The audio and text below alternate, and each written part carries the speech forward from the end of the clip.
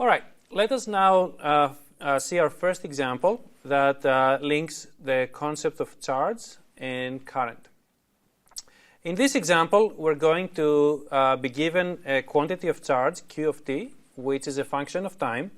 Notice that we're given this quantity in coulombs, and we want to find the amount of current that flows through a particular cross-section that this charge exists. As we have already covered in theory, we can directly calculate the current I simply by differentiating the charge. So the I of t will be equal to dq dt.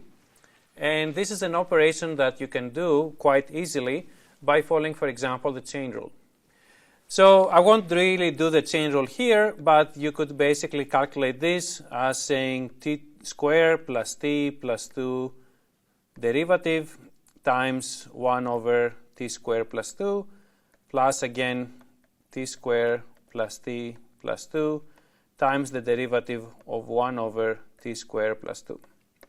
So if you go ahead and do this calculation, you will find out that the result is equal to negative t squared minus 2 over t squared plus 2 squared. And this result will be given in amps, given that the charge was given in coulombs. One thing I do want to underline, though, here is that even though we were able to find the value of the charge, of the current rather, how many amps are flowing, we really did not find its direction. And I really want to emphasize this here because in theory we talked about of how important it is to signify not just the value of the charge, of the current, but also its direction.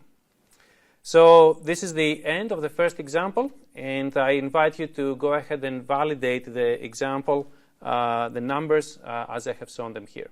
Thank you.